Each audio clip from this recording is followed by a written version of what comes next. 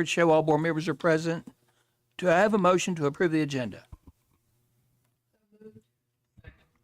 Motion's been moved and seconded. All those in favor say aye. Aye. Motion carries. Okay, first thing on our agenda is recognitions. WVSSAC AAA Boys Track Championships. Who's sitting in for Mr. Dillon? That will be me. Okay. Thank you, Mr. Ford. And Ms. Hamrick is going to help tonight and pass out certificates as we call these young men and coaches forward. So I'm going to share Mr. Dillon's remarks. Tonight, we have the pleasure of recognizing the fastest young men in the state of West Virginia. These 4 men won the AAA state championship 4x100 meter relay, the 4x200 meter relay, and one of these young men won the AAA state championship 100 meter dash. Their accomplishments, along with their teammates, earned Woodrow Wilson High School a 3rd place finish overall in the AAA team competition. These young speedsters are coached by head coach Steve Kidd and assistant coach Shannon Ross. Now to introduce the AAA state champion 4x200 relay team. So as I call your names, if you'll come forward. And like I said, Ms. Hamrick's going to help me out. The state champion 4x200 relay team. Miles Walters. Come forward, Miles.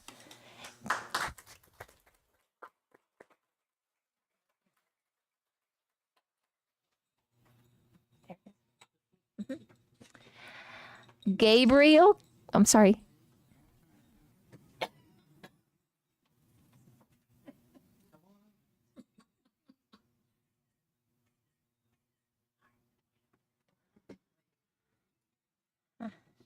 Our next speedster, Gabriel Kidd. Come forward, please.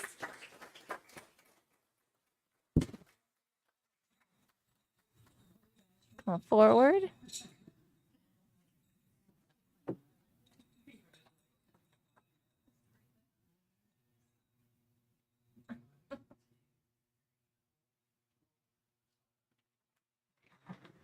Number 3, Daniel Walling.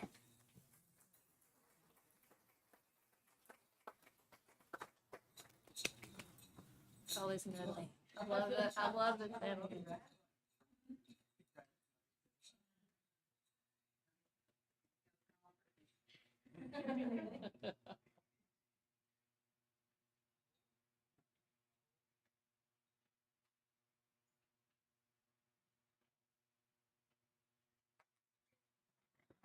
And last but not least, Christian Stewart.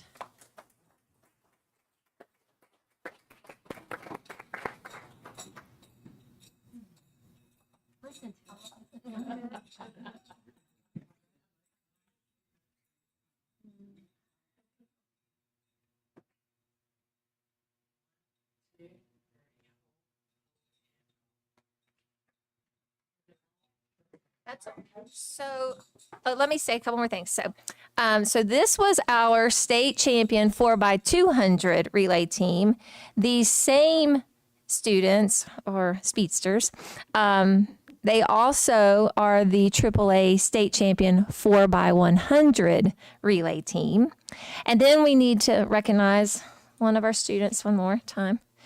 Finally, we would like to recognize the AAA 100 meter dash state champion, also viewed as the fastest man in the state of West Virginia, Gabriel Kidd. So come on forward.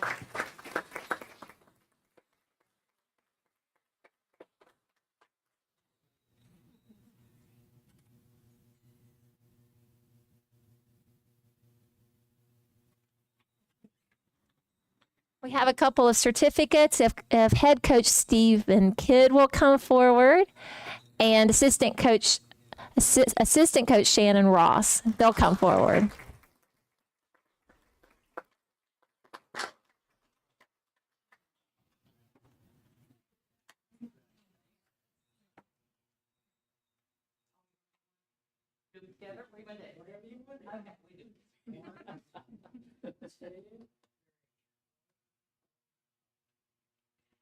Oh, Mr. Ross.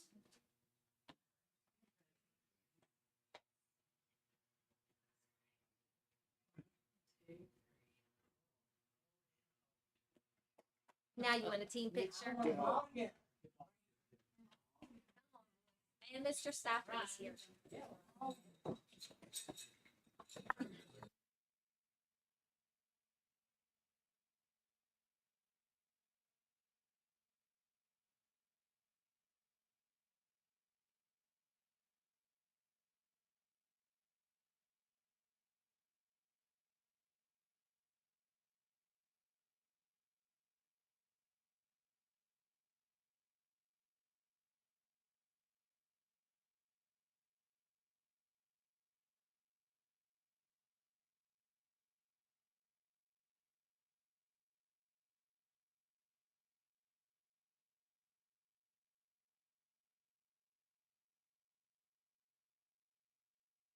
I would like to say, if I may, I know two of these boys at least are seniors.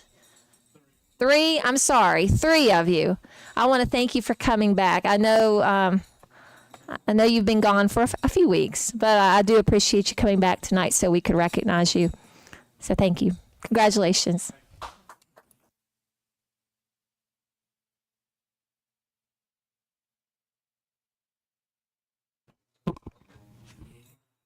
Thank you. Thank you.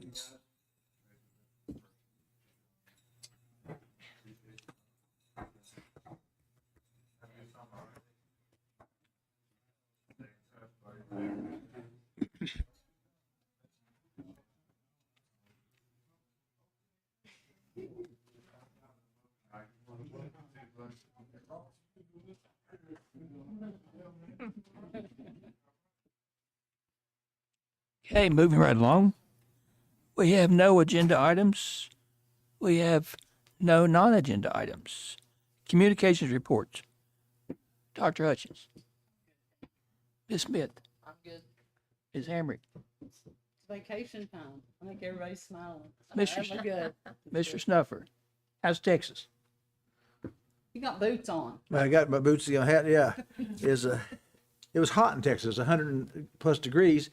Then I thought, well, we'll come back to West Virginia. Well, I just brought it with me. It just, they had a 30-mile-an-hour wind, 100 degrees, like, they're going blow dryer. It is just stuff, but it was nice. We went down to Waco to Chip and Joanne Gaines' little thing at the silos, and for my wife's wedding anniversary, I guess it'd be mine too, but it was her treat. No. Then I took her to Mesquite. She's never been to a rodeo, and took her to a rodeo, and but she didn't win.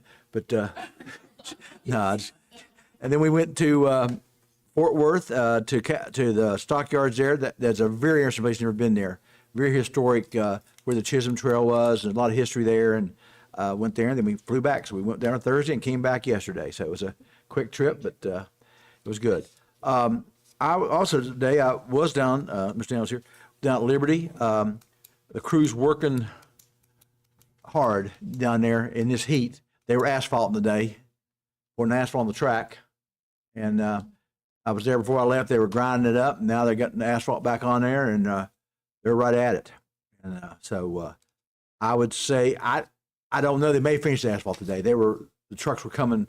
I was down at about noon, and their trucks were going all day. So to get the asphalt on the track, they haven't started the tennis courts yet, but they were getting into it. And it looks really good.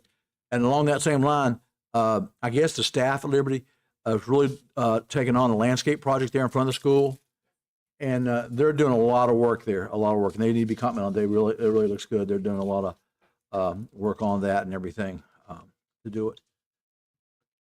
Besides that, I guess that's about it. Just trying to stay cool. Yeah, when you figure that out, let us know. Yeah.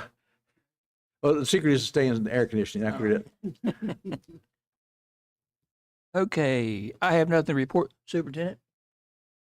Thank you, Mr. Ford. I do have a few things. First, I want to start with our summer intern who's here with us tonight, here by Miss Daniel. This is Bethany Burkle Daniels. I have to say her whole last name, Daniels. Bethany Daniels. She's a teacher at Fairdale Elementary, but she's They're spending. real picky down there in that country down there. You have There's to- Daniels and they're Daniels. So they don't, somewhere along the line, somebody dropped the S. Okay, I don't know. They're probably all Yes, I go back to the can't same answer. breed, but they dropped off there somewhere. But she has a hyphenated last name, so unless I say the whole name, I can't get the S correct. But anyway, she's here for 190 hours with us this summer. So it's been fun. She's been helping me review the details with Stratton Tribute Space. So we just finished that, completely signed off on it today. So that was a good day. But anyway, she'll be here tonight and maybe at the next board meeting, but I think she'll wrap up mid-July. It's good to have her. So I just wanted to introduce her. Yesterday, Ms. Daniels went with me to Charleston to the SBA meeting. So Raleigh County Schools did receive a $500,000 MIP grant award yesterday to support the HVAC system replacement at ACT. So we'll get started on that right away in terms of getting it bid out and so forth. So that was a nice win. As part, I had one question on that. I was looking at the people who were awarded stuff. There was like, I don't know, 5 of us, 6 of us were cut back. yes. And the only one that was putting any money in the pot that got cut back was us, just about. And that just, I mean, I'm glad we got the $500,000, but it's kind of weird to me that here we're putting 2.4 million in there, and they cut us back. No, we're putting with about four 4 million. I had the there, wrong but way around. yes. The other way around, 4.2. And then there's counties who put nothing in, who got $800,000. Just kind of strange to me, but the way it goes. But we're Yeah. glad to have the $500,000. But I know. I'm sure that was We're planning to go back in the fall yes, to submit a needs project. yes, So we'll be talking to them again. we'll yes. be talking to them again. Yes. Yes. As part of that, we all the CEFP amendment that we had to do in regarding ACT, that was approved yesterday, and then an extension for the Park Middle School Phase 1 project was approved yesterday through June 30th of 2026. Now that I hesitate to say this, but the gymnasium itself is supposed to be ready to open in August for our students. So, but the project itself, you know, if you recall, we added the concession stand to the project. The entire project, the auditorium piece that will that the contractor will start on, that's all kind of contingent on finishing this gym so that we can have the gymnasium space for class and be able to move students out of the auditorium. So that's delayed it somewhat. There have been other delays as well, but So that extension was I've been approved. around there. I was actually at the outside of the day before we left Texas. They had their scaffolding up. They were laying brick. They were working and stuff, but they have such a mess. There has been, and there have been some citations issued that the contractors had to address due to Yeah, the mess. yeah. So yes, that's An ongoing I have not been situation. interior in it. Maybe we'll stop one day and go inside. But the floor and everything is down now. We're good on that. The floor is down. I've not seen, perhaps Mr. Daniel has, I've not seen a final picture like that the floor is complete, but the wood is down. Forest complete and the green stripe, the border is all the way around. So Okay. it's really close. Okay. So we have the a date like for the bleachers and stuff to come in. Bleachers are storage here in that. So we do have them on site. Oh, here. Okay, that's We great. just have to wait till the ceiling. Oh, yeah, I understand. Yeah. installed And work it out with the installer. Okay. So They're pretty big, booked up this summer. Yeah. But we're crossing our fingers trying to get them to work this weekend.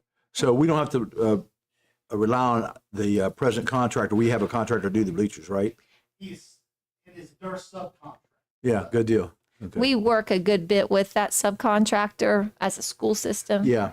So we're hopeful that Mr. Daniel, Mr. Dillon, just due to our relationship with this Right. company, that we can, like Mr. Daniel said, hopefully squeeze them. They Well, can that's- squeeze us in on Well, a that's something weekend. you could actually put on, you could a weekend later or when school's actually in session or something on that on the bleachers if you had to. You don't We're want- very you hopeful. don't want to, but you would have to do that stuff. And then the connection with the school, I guess that's called, what we call a breezeway. Or what we call What it. part are you speaking of? Phase 1 or phase 2? Well, right, when the gym opens, how are we going to get from the school into it? Oh, no, the students will have to exit the building the main building to go to the gym. Okay. So there's not a breezeway, like an enclosed breezeway. Correct me if I'm wrong. There's not an enclosed. Yeah, That's what I thought we were going to be canopy. but just a canopy. Yeah, not- yeah, but there is going to be a canopy. That's Oh what yes, I'm yeah. sorry. That's Not what- what I think of as a breezeway. Yeah, I understand. Well, we couldn't do that because you'd have to sprinkle if you That did is correct. I understand. I mean, I understand the law. Okay, I just check and make sure we're on. Okay, And phase 2 has started. That's on the other side where we are enclosing the breezeway. right. That has begun. Bradford's working on that as well, or the contractor is Right. working on that. And where we had the gym tore down, is there any more stability needs to be done on that site? So, and they have to stabilize the like the track football field. They have Right. to stabilize that wall. That's what I was wondering. Yeah, Yes, that's part of phase 2. that's part of phase Yes. 2. And Raptors doing that, or we got somebody else going to do it? Hopefully. Radford is doing that project as well. Okay. To be completed in 20. Did you ever watch the movie Groundhog Day? No, I've You heard need- about it. You need to. You need to. It's very similar to what we experience with some people. All right. So moving on, 4 of us attended WVASA last week. It was a good conference. I appreciate Susan Collins and others for planning it and preparing it. So that it was a good conference last week. I know he's not here tonight, but we want to wish Alan Sexton all the best as he leaves Raleigh County to take on the superintendency in Boone County. We'll be quickly trying to fill that position so we don't have a gap in special programs. Mr. Snuffer mentioned the Liberty track. Woodrow's track has been, it's the asphalt is there. I couldn't see any lanes on it yesterday when I was over there, but the track is down. My understanding is we're completing the tracks first, and then we'll come back and do tennis just so the tracks are ready before football season gets underway. The roof on C Wing is underway at Woodrow Wilson High School. You can see all of that as you drive on campus. And then I know this board has asked a few times about the auditorium, where we haven't had anything in the foyer. It's just been open. So last Thursday, some furniture arrived. It looks really nice. We went over and looked at that yesterday. So it looks nice. And I think you'll be pleased with that the next time you visit the auditorium. Last thing I would say is an account on perfect attendance. We had 92 students for the full year have perfect attendance. And then for the fourth 9 weeks, excluding those 92, for the fourth 9 weeks, we had 570. Fourth 9 weeks, which is huge, fourth 9 weeks as we're coming down to the end. But those were our perfect attendance counts, and we'll have GPA at our next meeting. That's all I have. Thank you. Thank you. I was going to make a real comment real quick when you said about the auditorium. I went to an event there a few weeks ago. It was a dance thing they had there. Mr. Gerald was there. Philip was talking, which I always give him credit for a lot of the revamp of that thing. But people who have not been there, who were there to dance, they're all so impressed with that facility now. The restrooms, the whole look, the seating, everything. It's really been upgraded tremendously. And something the board and the county as a whole should be proud of that facility. It's really a class facility. It's really nice. Okey doke. Board of Education self-appraisal. Some comments? I do. So, as you know, annually you have to complete the board self-appraisal. So before you have the summary of that. Most everywhere, you either identified, you marked it as strongly agree or agree.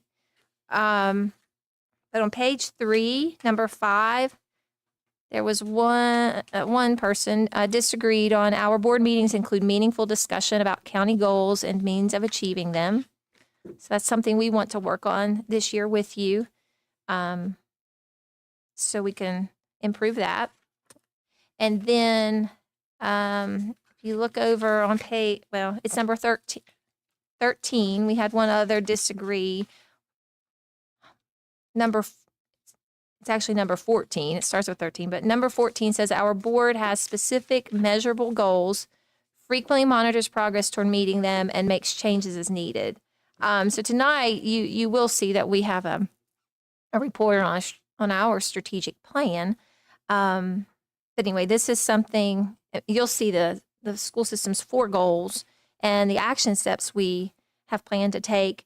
We'd like to get your feedback on that, but this is an item we would want to work on over this next year to improve. And then everything else was either agree or strongly agree. So you can see those items. But and I'm happy, obviously, to support growth in any of these items. But anytime I would see a disagree, I want to certainly try to tackle that. So if you have any questions about any of these items, please let me know. And otherwise, I will submit this to the School Board Association on your behalf to be in compliance with their requirements. Any questions or comments? Goes to School Board Association and goes to the state. Yes, sir. I'll send it to both. Any questions?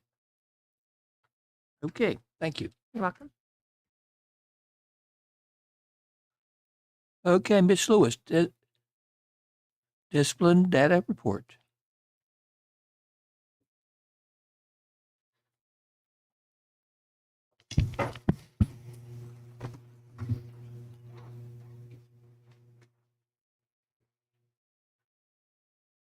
Bifocals will work.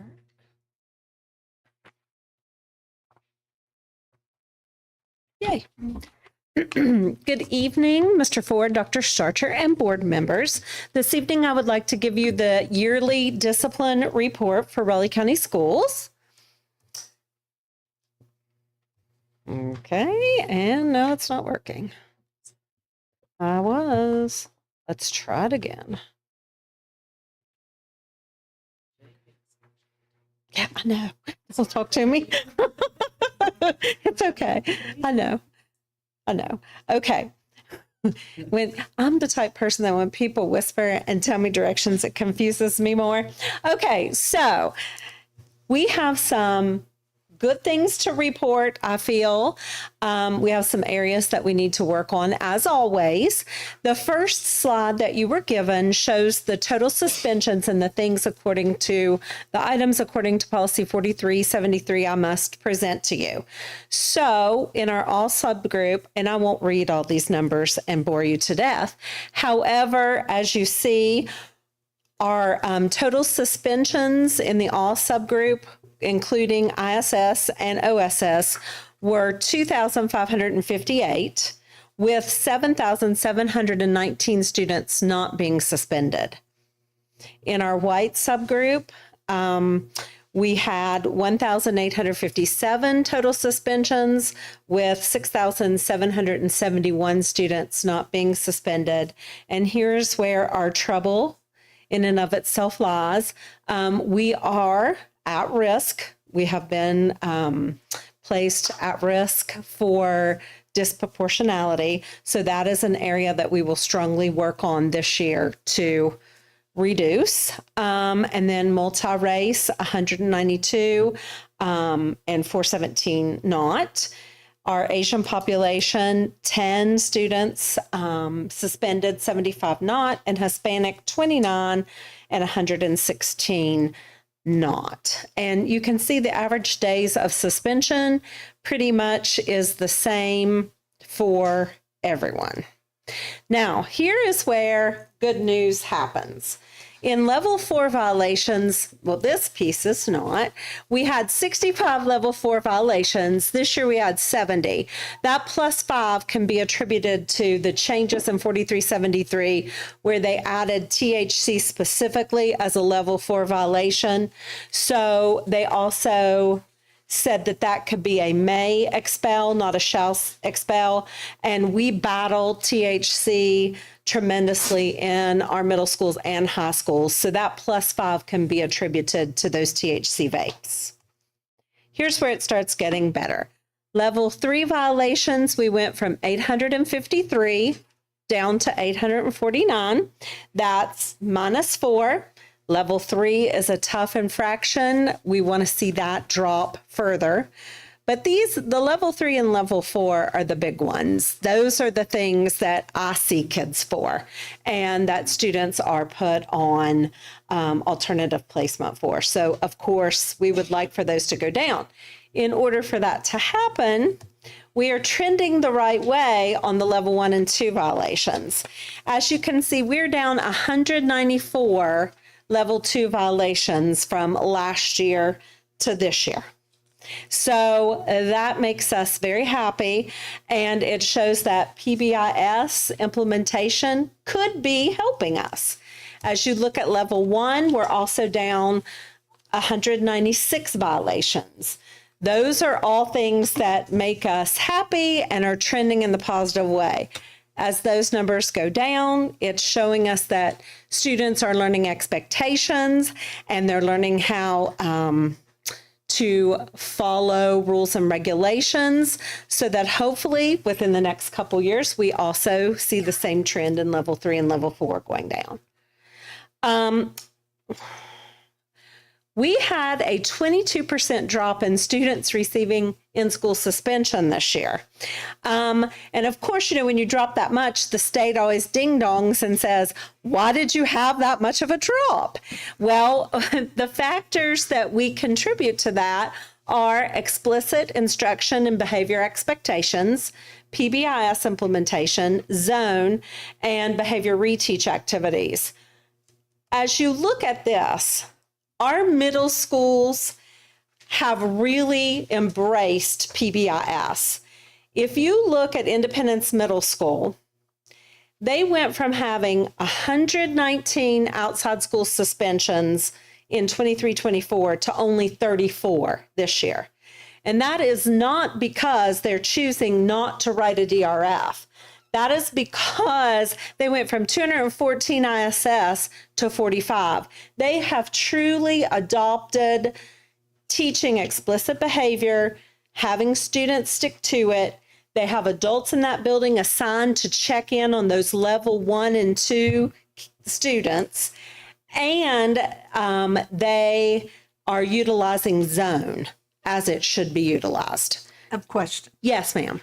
and this would be on total suspensions and talking about the middle school also. Are those numbers indicative of individuals, or are there repeat offenders included in those numbers? Repeat offenders are Okay. included in So those it's numbers. not like on the all 1,297 individuals. Yes, It could be sorry. one Yes, individual that it's- had 10 that's Yes, included. exactly. Okay. Exactly. Sorry, I should have clarified that.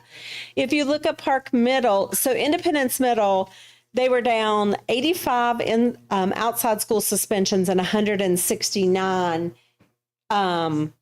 ISS suspensions. Park Middle did a nice job. Shady Middle did a nice job.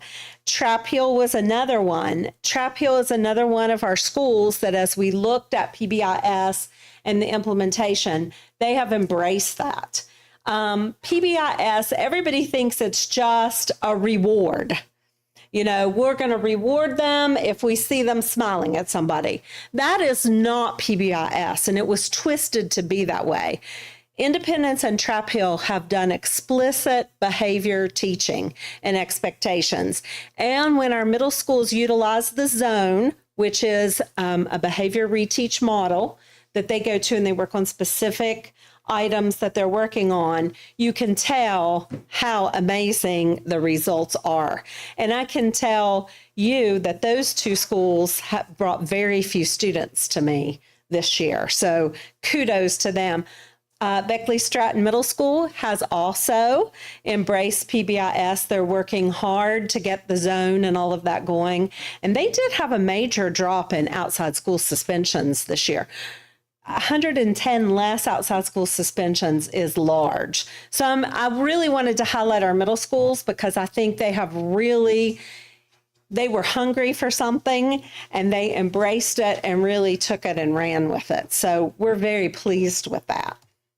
So just to review PBIS, because it's not going anywhere and it's going to play an integral role in Raleigh County Schools not being at risk for disproportionality. We are going to, again, drive home teaching clear expectations, establishing and communicating clear behavior expectations to students, teaching positive behaviors, reinforcing those behaviors, and use the data we collected, just like we do for reading and math, to improve our instruction.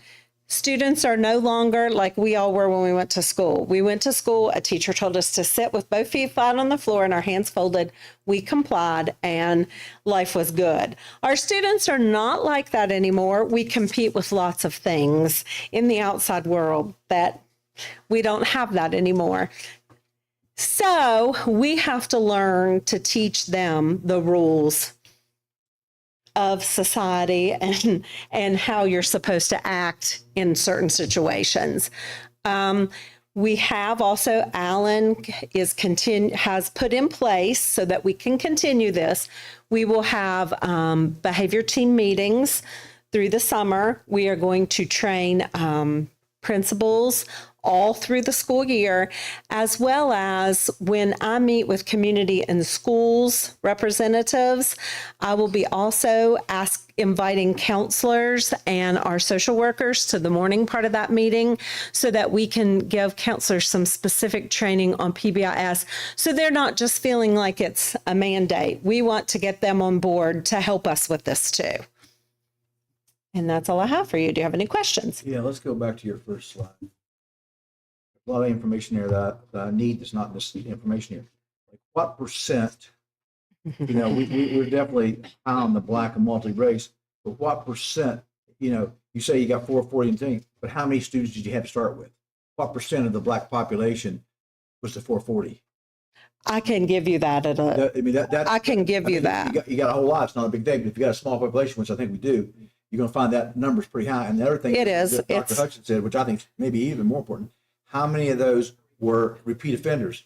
How many were, 5 kids who had 20 violations compared to. I can break all that down and give it to you. Information I think we need to look at to see, because that's where you make a difference.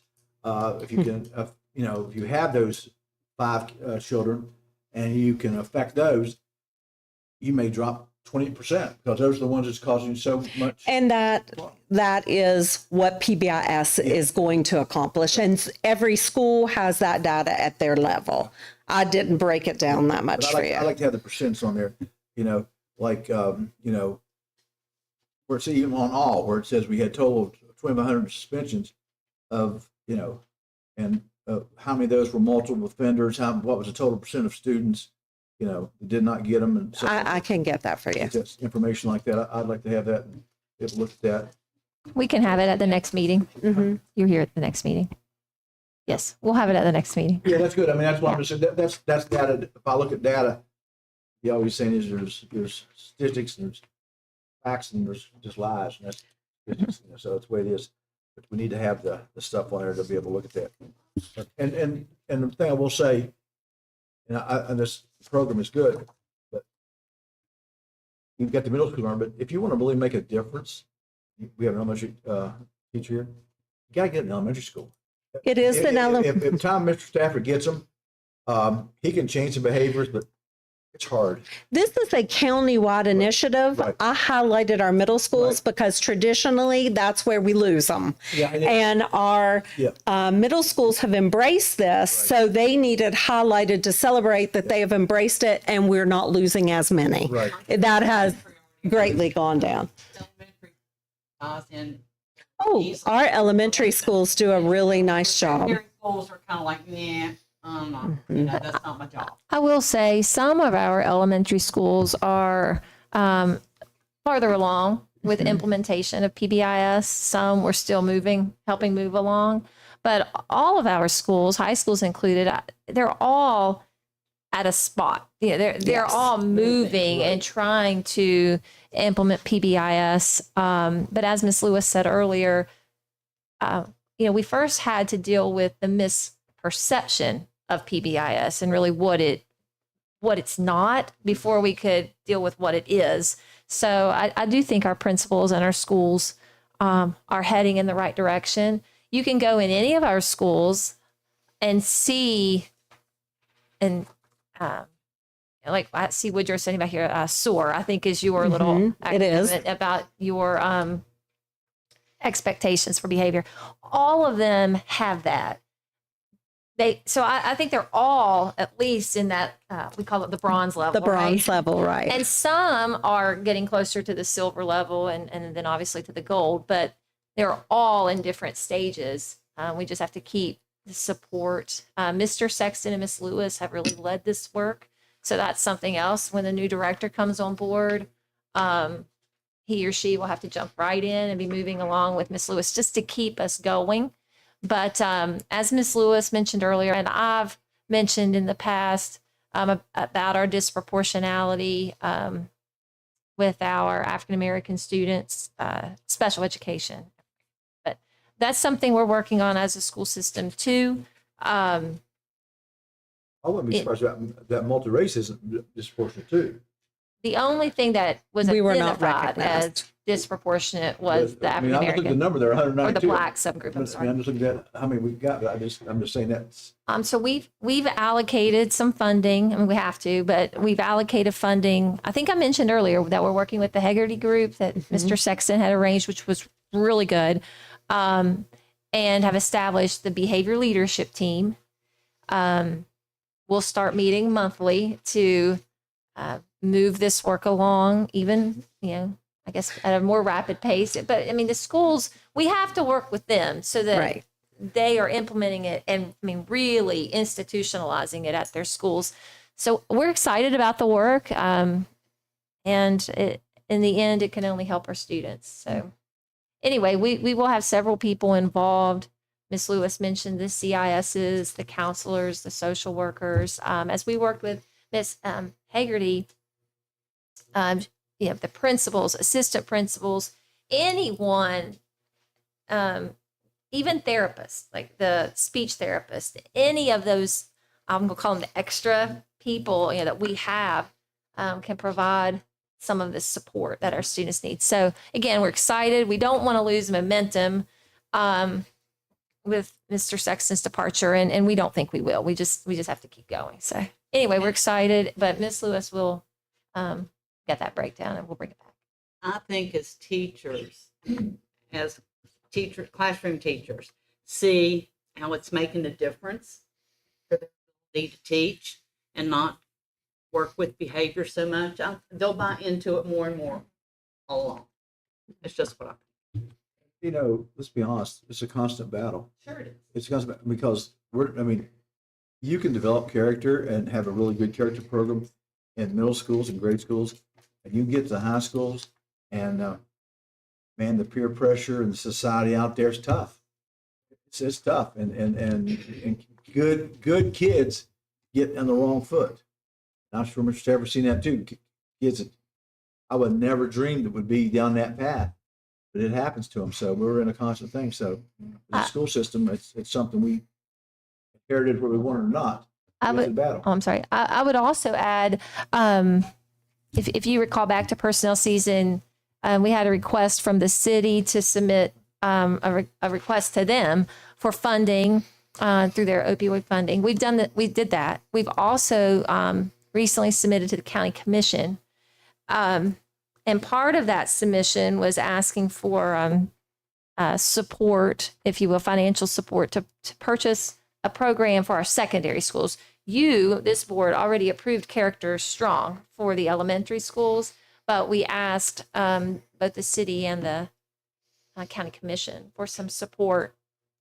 I do believe we have a little movement with a program called Game Changer, but it's not solidified just yet. But I do think we may be able to get Game Changer for our secondary schools through one of those partners, which will be good.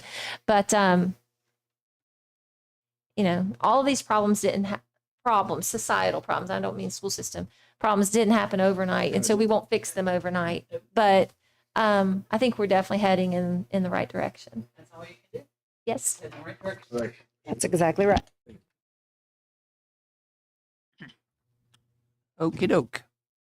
Attendance report, Dr. Starcher. That's me again. Miss Lacey is on vacation. So you will see that Miss Lacey's office provided 2 different attendance reports for you. Towards the left, you'll yellow highlight, you'll see 10th month attendance report, grades K through 12, and then 10th month attendance report excluding graduates. So you'll see both of those. Grades K through 12 report, we had 83% attendance in the 10th, 83%, 10th month. The excluding graduates, we were at 81.652%. The 9th month, well, that wasn't any difference. So you'll see that attendance. Enrollment in the 10th month, grades K through 12, we had 9,558 students. Now, again, that does not include pre-K. This is just grades K through 12. But excluding graduates, we had 8,844. High school exits in the 10th month, we had 1. Look over, get your last page. Yes, on your last page. Homeschool, we had 8 additional students, no additional homebound, 6 additional alternative, and 5 additional Hope Scholarship. So that is the attendance report. Do you have any questions about that? Nope. Any questions? Okay, moving right along. 2026 strategic plan, Dr. Starcher. Thank you, Mr. Ford. So tonight, Miss Lowry and Miss Reeve are both here. Miss Hodges and Miss Blankenship are on vacation, and as well as Mr. Sexton. So I will just give a cursory review of this, but then we have many questions. Miss Reeve and or Miss Lowry may need to step forward, but you'll see on page 1, we have 4 major goals included in our strategic plan.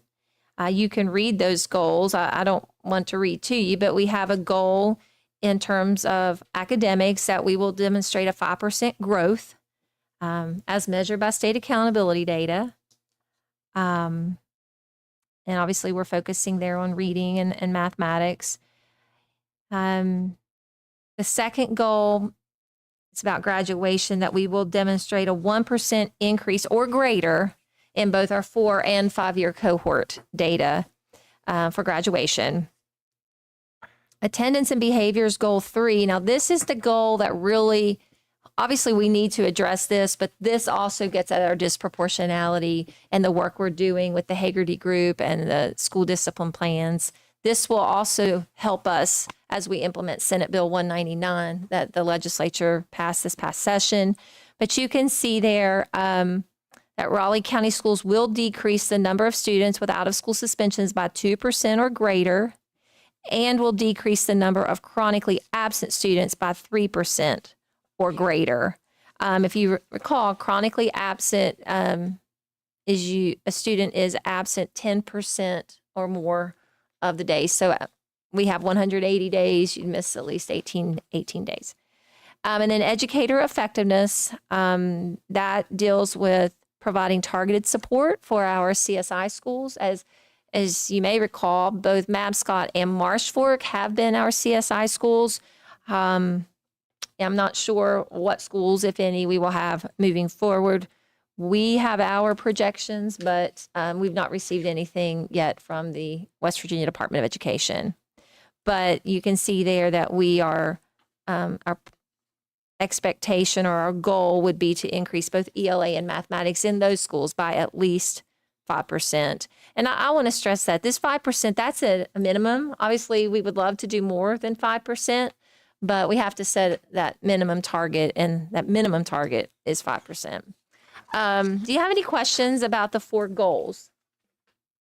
do you have any, suggestions, things you'd like to see different on those 4? No? Okay. The next several pages, I won't read all of these to you, but you can see for each of the goals, the action steps that we've included. This is, I would call it more of a summary of each action step. For each of the 4 goals, these are the action steps that you would see in our strategic plan. They're varied. There are several. Some, like conscious discipline, for instance, it applies to pre-K. Character strong is just our elementary schools. Zone, if you see zone, that's we're dealing with secondary schools. So some of these are specific to a programmatic level. Some of them, span pre-K through 12. But these are the action steps. And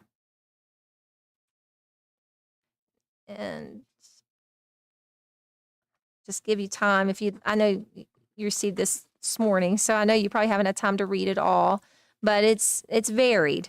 Some of it's professional development, some of it's support through our academic coaches and TISs, mentors. Some of it deals with virtual school and counseling. Like I said, it's varied, but we can keep all of these action steps going in the right direction. I think we'll see a continued growth.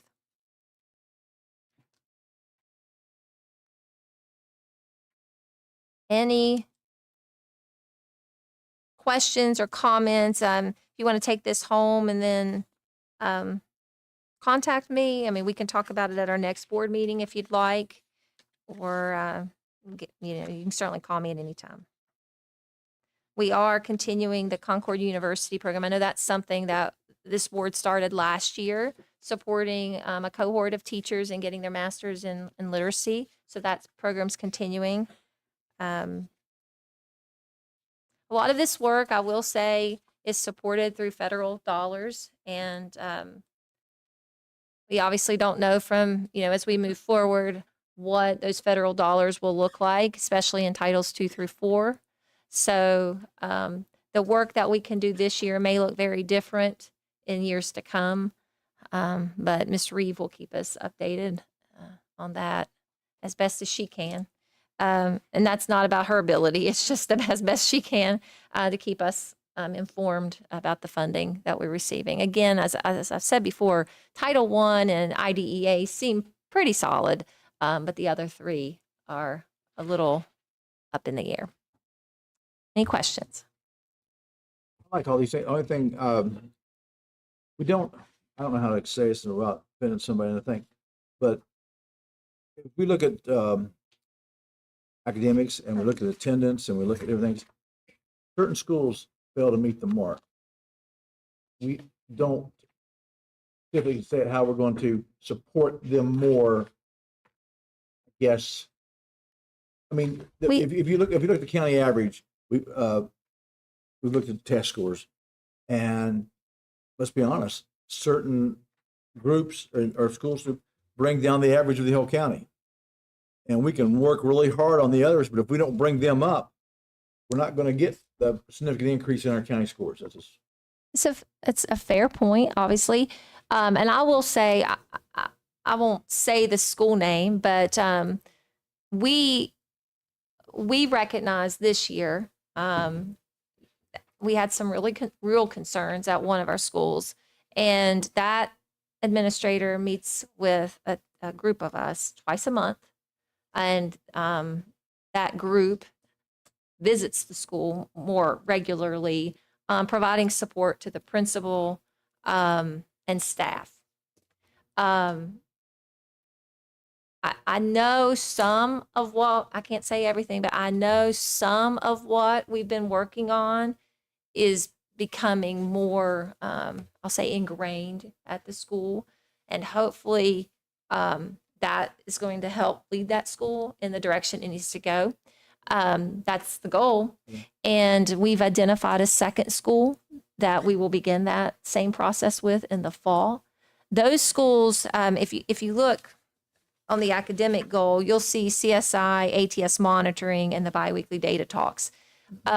We are doing that with our CSI schools, but the one school I mentioned and the second we're adding, those aren't CSI, ATS schools. So we are really trying to, well, we're identifying schools that we believe need extra support. Now, you don't see all of that listed in the plan, and we can do that, but we are providing more, I'll say, direction and support for our lower performing schools, even if the state hasn't identified them. Well, one of the challenges, as you look at school board's responsibilities, is academic performance in individual Absolutely. schools. And we're supposed to, we identify that, we're supposed to address that need. And that's just what I think, I think we are. we are, we're trying, they're doing, do it and stuff like that. I know it's a big thing. And I know certain populations, let's be honest, there's more challenging populations within the county than there are others. I believe But I don't think that's going to sell. I believe that some of our schools have more challenges, but I believe every school can perform well. They may have to work harder. Okay. I do believe all of our schools, they have resources. We have good staff. Some have more challenges than others. We can't fix what happens outside of school with families and community, but we can do our very best while we have students. And I believe our staff really works hard across the county. But sometimes we need to provide a little more support. And like the school that I was mentioning earlier, Miss Reeve, through her office and the coaches that we have and even Mr. Sexton with behavior, they both have really targeted the resources they have and the supports they have for the school. Every day, people have been in the building to support, whether it's discipline or things in the classroom. So Ms. Reeve has been tweaking the model we use for academic coaches to support the schools that need that support more. I never want to be the superintendent that beats down staff, because you're not going to accomplish anything. I want to be able to provide the supports that lift them up and help them see how to get where we need to go. And I think we're doing that. Now, we can come in future board meetings and provide more detailed reports about what we're doing with individual schools if the board wants to do that. We have no problem doing that.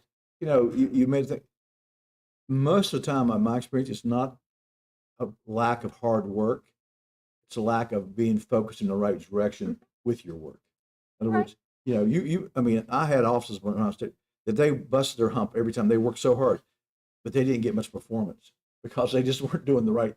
They were working hard, but they weren't doing Not working hard at the right thing. right thing. That's what you're Yes, talking about? yes, that's what I'm saying. So that's the reason you're talking about having these meetings and stuff, is focus them down so that, hey, you guys are working really hard, but you're not getting results from that. We need to refocus what we're doing in the work. And I think sometimes, we can all be guilty of working hard. Mhm. And like you said, we're missing the mark, not because we're not trying, Right. but we just needed some extra support to help us down that right path. And I think we're moving in the right direction. I just always want us to provide the support that our schools need. And if and support the teachers. It's a hard job. It's an absolutely hard job. And our principals, more and more work just keeps being placed on our school principals and our school staff, teachers in particular, with, I don't want to say with less, but with less as we've experienced this year, as our enrollment declines and we have less staff. I mean, it's all, it's delicate. Yes, It's very delicate. You know what? I think a lot of our schools are doing a better job of including or trying to bring in parents Yes. so that they kind of know where they need to go, what they need to do, which maybe before we weren't doing as much of, but they're doing it more now. I agree. I totally agree. I certainly don't take credit for this, but last year we said, all of you, Mr. Stafford's back there, all schools have to have at least one meaningful parent engagement opportunity. This year it was all schools have to have at least two. And I think that's evolved. In some schools, it's evolved to even more than two. And you're so right, Miss Amrick. The more we open our doors, the more we engage parents and make them feel included in what's going on. Not like, okay, your kids are our kids for these 8 hours or 7 hours, and then they're yours the rest of the time. We can't operate like that. The more we involve parents, to your point, I think we'll get better and better. So I think we're moving in the right direction. And it's not like we're a low performing school system, but we want to be better. You always want to be better than where you are. I'm very competitive. I like to beat the top. I do too. And that, but I will say this, and I do appreciate all the staff and things, but I think they recognize if we don't make a difference with those children, no one else will. The only hope a lot of those children has is Raleigh County Schools. That's just the fact, the way it is. I mean, if we don't make a difference in their lives, no one's going to. I was just talking with Miss Daniels earlier today, I think it was, about communicating with parents. You know, we do a lot of more community events now and trying to break down that barrier too, because I call this like an institution. A lot of parents don't feel comfortable coming to the board office, or they don't feel comfortable even going to their child's school. So we have to break down that wall or that barrier and make all parents do our very best to make all parents feel welcome and feel comfortable. Let's be honest, school wasn't a success for every parent. So than themselves. So they could obviously have negative thoughts or negative feelings, and we have to do our best to break down those barriers and welcome all. Right. But I think we're doing better. I do believe we're doing better. So anyway, please, if you see anything on here after the meeting and you want to talk about it, please give me a call. Thank you. Thank you. No unfinished business. Policies and procedures. The following policy to be placed on 30-day comment period. Approve revisions of 8.2, orientation of new board members. Say something to that. That's me again. So Everybody go on vacation. I can tell you need to restructure it. I'm getting ready to go on vacation. So this policy is before you tonight. This is an existing policy, policy A2. See a lot of yellow. So there's a lot being added, but this is all based on changes brought about by House Bill 2513, this legislative session. Obviously, this policy pertains to the board specifically, so you definitely want to review it. But again, everything is brought about by legislation. The the West Virginia Code section is 1851A. That's noted on the second page for you. But again, this is to make sure we're in compliance with state code. So I would recommend this policy be placed on 30-day comment as presented. I move we put policy A.2, orientation of new board members, out for 30-day comment. Here's a second. All those in favor say aye. Aye. Motion carries.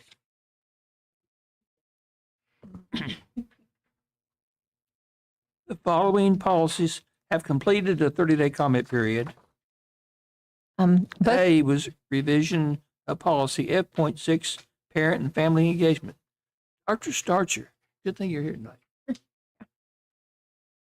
both policies, A and B, policy F6 and policy D34, Okay. they have both completed 30-day comment. We received no comments on either policy.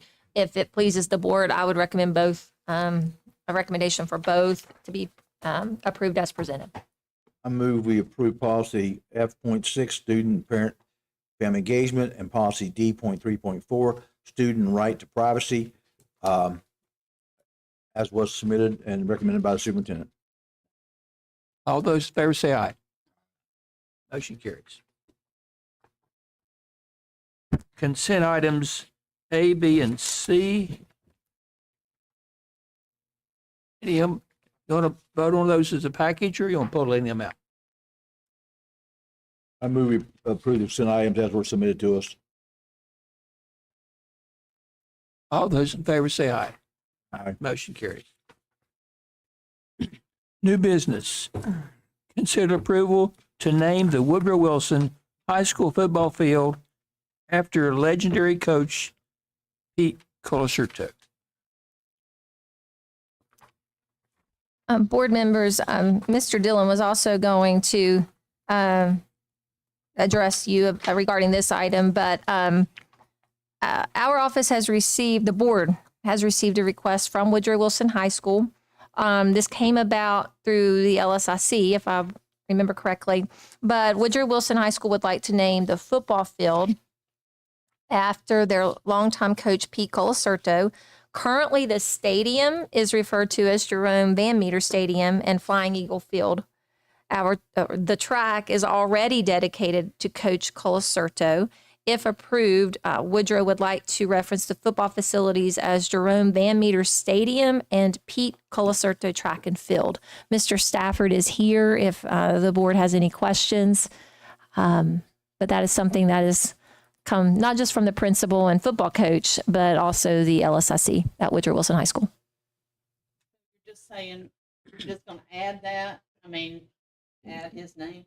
Yes, ma'am. So right now, like Dr. Sargent said, I mean, we have to live stream, so.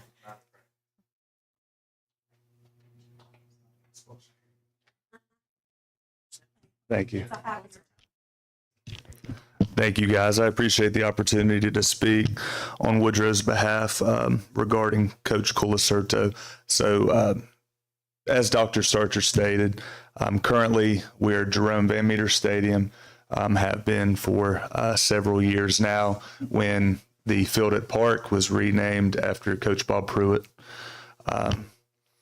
With that being said, maybe 8 to 10 years ago, we gave Coach Colasurto, or Coach Colasurto was given the distinction for his various dealings in track championships throughout the 70s and 80s into the early 90s. When you look at the totality of his efforts, he was our football coach, he was our track coach, and I believe he taught biology at Woodrow for quite some time. When you look at the totality of those efforts, it was, of my opinion, of our current football coach's opinion, and many of the Hall of Famers and the boosters that we work with regularly, that Pete Colasurto track, in essence, wasn't really paying homage to everything that he did on the football field as well. When you get in the business of naming fields or state, it's sometimes, it's tough. And sometimes to name it after one individual, sometimes the thought process is that you name it after A, B, C, and D are not being recognized in that way, and they may be just as deserving. Just as principal, I was around as a youngster for sort of the end of Coach Colasurto's time, or Coach Cool, as many of us have referred to him for years and years. Just taking into account our football stadium and what the county has done for us in the last 10 years or so in regards to the turf field, new home bleachers, the new handicap accessibility, really making our stadium first class, the work that's being done on the track today even.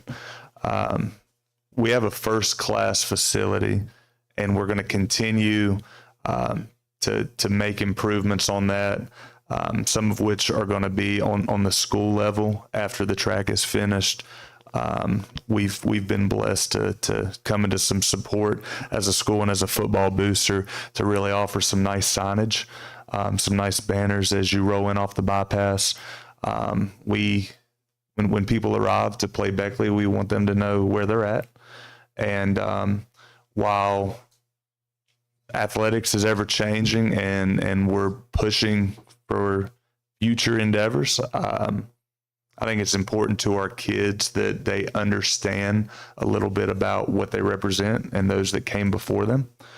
And I think that naming this, adding this distinction of Flying Eagle Field being Pete Colasurto Track and Field, I think he's worthy. I think when you look at the stats, because in sports that's typically what we do, but knowing the man, the way that he treats people, the way he treated people, I think coaches, I'll probably get this wrong, but I believe he's 91 now. Yeah. And it's just, he's been an important part to our community for a long time. And not just our community, obviously his sons have given a lot to the Shady Spring community. So the Raleigh County community at large has been greatly impacted by Coach Pete Colasurto. Pete Colasurto Track and Field, Jerome Van Meter Stadium.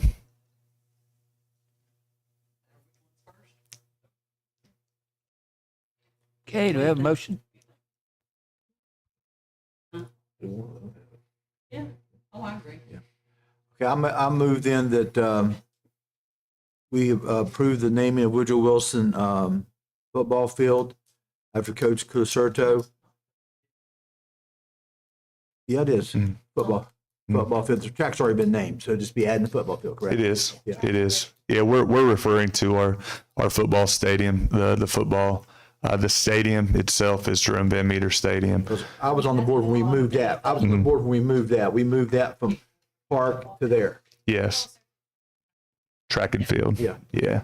So right now we refer to our football field as Flying Eagle Field. It's not named after anybody in particular.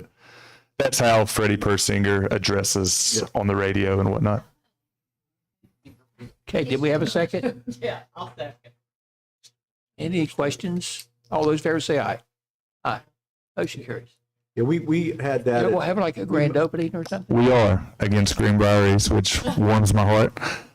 First game of the year, first home game that we're fortunate enough to open up at home. So we expect a good game, and it's a rivalry game for us, and some good weather. What's the And date? we expect for Coach to be there. Good signage. Some good signage. Yeah, we're gonna try to do justice by him. What is the date? Oh gosh, the first football date. It's okay. Yeah, it's it may be. Let me see here. It'll be on the side. So September, if we play football on September 12th, I believe we open up on September 5th. Okay, thank you. I had to think about the WVU pig game and work backwards. Yeah. Thank you all. I appreciate your consideration. Okay, B, consider approval of the MOU with the New River Community Technical College Level Up WV dual credit pathway agreement. Mr. Ford, that would be me. You have the MOU in front of you. This is something, you saw this last year. This is just revised. The Liberty STEM pathway was revised. And obviously we do these MOUs annually anyway. But the only difference you would see here is the primary difference would be with the STEM pathway at Liberty High School. Ms. Bailey and Mr. Pack have both worked with New River to make sure this aligns with what both schools are still are offering. I would recommend it be approved as presented. Okay, y'all have heard a recommendation. Do I have a motion? All those in favor say aye. Aye. Motion carries. Consider approval of the workers' comp agent of record for fiscal year 26 with options for renewals for the fiscal year 27 to 28. Mr. Butcher.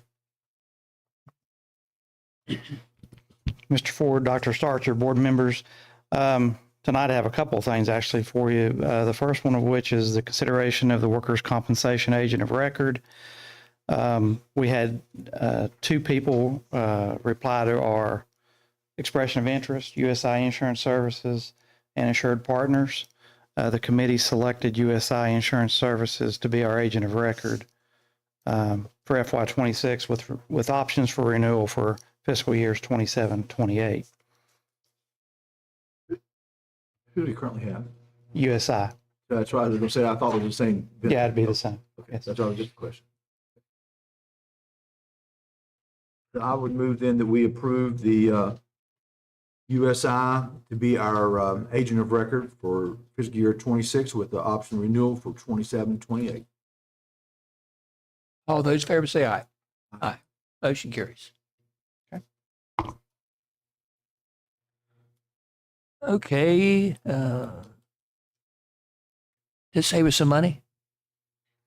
We'll find that out when we do our actual carrier recommendation. Okay, consider approval of the banking and purchasing card service for fiscal year 26 with options for fiscal year 27, 28. Mr. Butcher.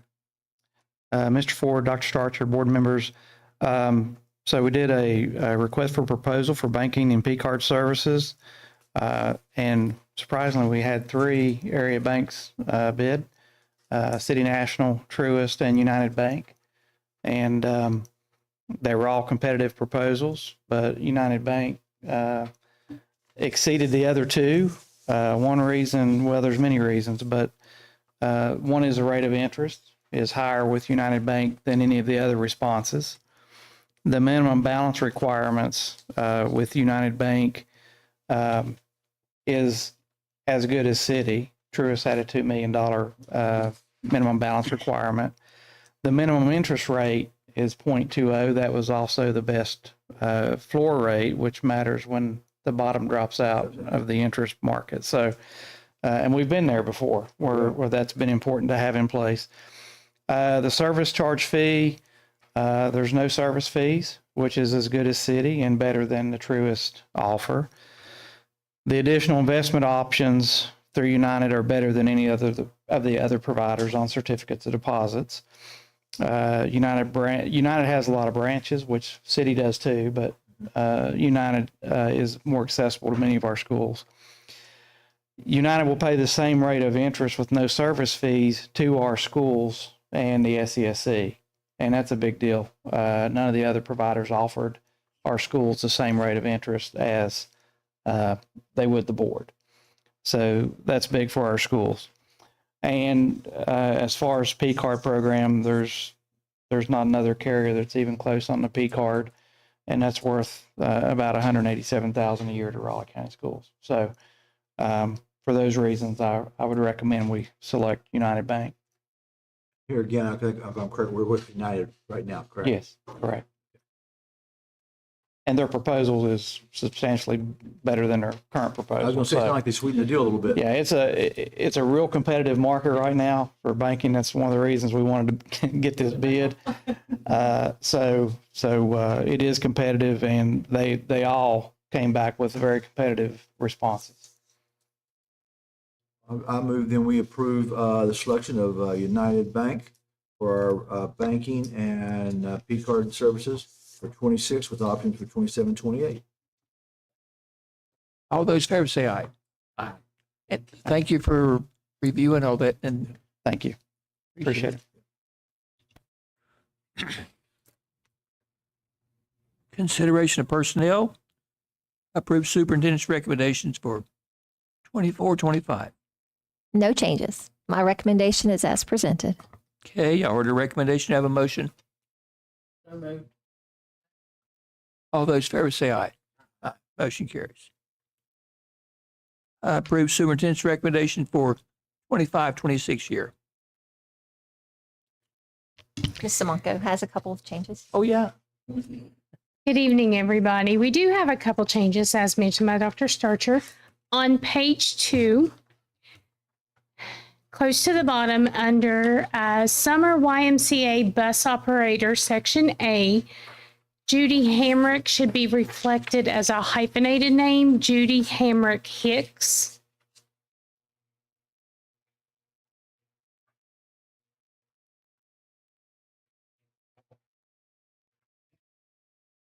And then on page 4, under the special education teacher section B, Amanda Allen's job position at Trap Hill Middle should reflect multi-categorical moderate teacher. Right now it says autism. Strike the autism. That it?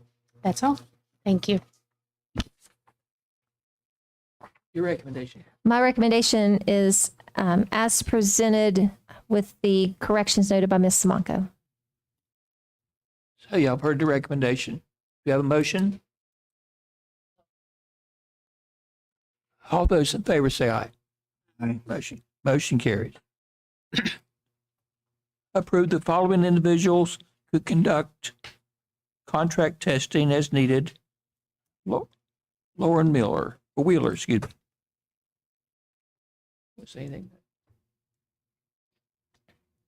The next, I guess, 3 items, C, D, and E. This is, these are typical approvals we request to get us through the summer months. Again, this would just be to conduct summer contract testing as needed, psychological evaluations. So moved. For all, for C, D, and E? No, because E's a different thing. C&D. E's a Oh, different okay, thing. you're right. So the motion is to approve C and D. Laura Wheeler and Lindsay Gentry. It's already been seconded. All those in favor say aye. Aye. Now Okay, then E. Approve the following individuals for supplemental contract for vocational CTE effective July 1. At the rate for 40 days. At a daily rate, yes, daily rate for 40 days. Again, this is, we do this each summer, but it would be to extend, well, not extend. It gives them a supplemental contract of 40 days. These are our vocational teachers. Vocational ag. These are vocational agriculture teachers, Independence, Liberty, and Shady Spring High School. But this gives them a daily rate of pay for 40 days to continue the VOAG programs through the summer. So they can grow stuff. Well, no, they attend a lot They of take things. a lot of, Vocational agriculture. It's notorious. I mean, whether it's going to the fair, the Cedar Lakes, to the state officers, there's a lot of stuff going on. And plus, most of them have facilities that have to be maintained during the summer. Whether it's the slaughterhouse out there, the meat stuff, the shop, the greenhouse, everything somebody has to be there doing it. That's being feeling. So I'll move that we approve the 40-day additional for Jessica Dunbar, Lindsay Hall Akers, Amanda Harvey, and Kevin Oakes. Second. all those in favor say aye. Aye. Motion carries. 12. This meeting is adjourned.